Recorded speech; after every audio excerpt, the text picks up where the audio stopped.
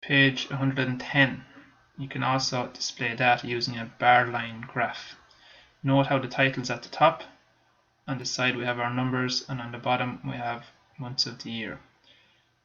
So we're using scale again. So from here to here is worth not 10 but 10,000. From here to here is another 10, which brings us to 20,000. Now each of these small marks is halfway, so that's going to be worth 5,000. 10,000, 15,000, 20,000, 25,000.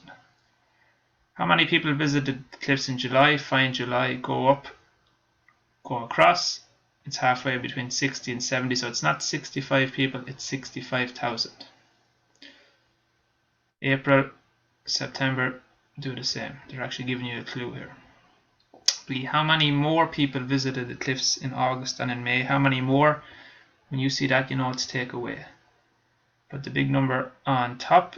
So in August, 70,000, take away the visitors in May, which will be 40,000. What was the average monthly number of visitors to the cliffs? So you add up all your visitors in thousands, and it's 6 months, so you divide by 6 months. And D, on which months did the cliffs receive more than the average number? So you get your answer from C, and if any month is higher than your answer from C, well, they are the months that the cliffs received above the average number of visitors. We can also display the same information on a trend graph.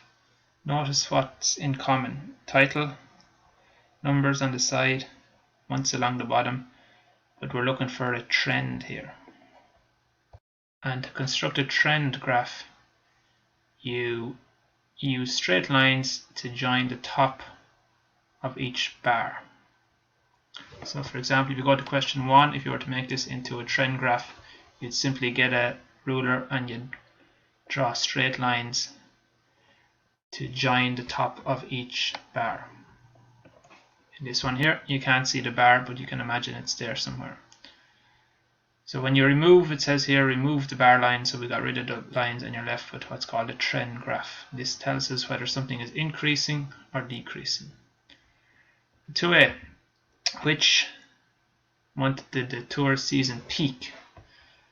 So you can see this makes sense. In August they had 70,000 visitors, so that would be the peak season. Which months did the number of tourists increase over the previous period? So May had more visitors than April, June had more visitors than May, July had more visitors than June, and so on. So they're the months where the number of tourists increased over the previous month. C. In which month was there a decrease in the number of visitors over the previous month? So it would only be September, because there was a decrease. Which month showed the biggest increase in visitors? So the biggest increase, well, May was 40,000, take away 25,000 for April, so that had a 25,000 increase. Here would be 45,000, take away 40, that's only 5,000 increase, so that's not much.